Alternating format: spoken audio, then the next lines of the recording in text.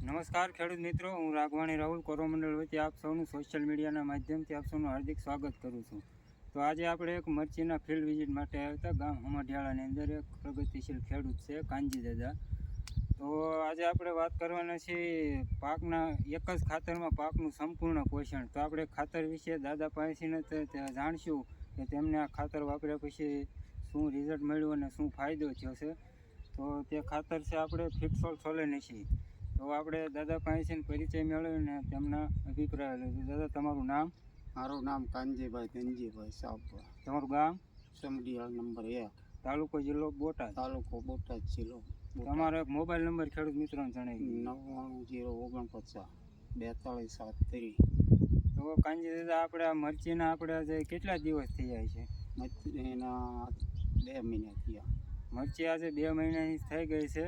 અને આમાં આપણે દાદા કોરોમંડળનું તમે કયો ગ્રેડ વાપરો છો? આમાં પહેલો ગેસ વાપરીએ છીએ. ફિટસોલનો પહેલો ગ્રેડ વાપરો છો? હા.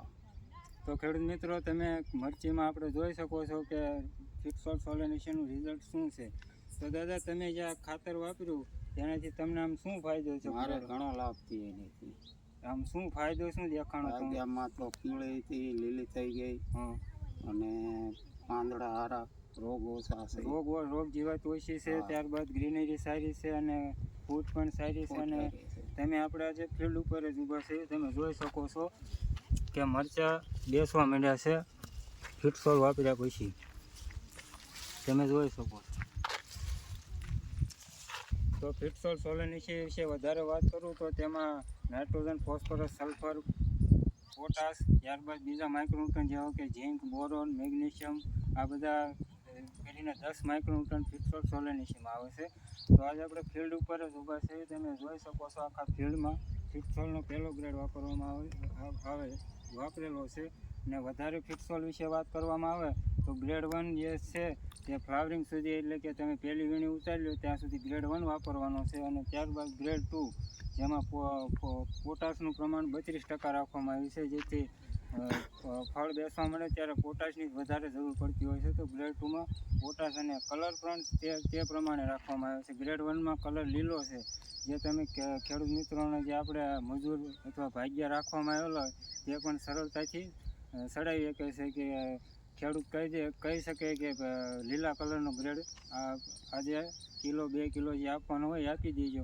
અને ત્યારબાદ છે જે મરચાં બેસવા માંડે તો ખેડૂત સરળતાથી કહી શકે કે આજે લાલ કલરનો ગ્રેડ સડાઈ શકે. અને બીજા જે તમે જેનરિક ગ્રેડ વાપરતા હોય તેમાં તમારે એ તકલીફ પડે છે કે તમારે વાપરવામાં મુશ્કેલી પડે છે કે કયો ગ્રેડ સડાવવું, 19 સડાવવું, 1261 ક્યારે સડાવવું.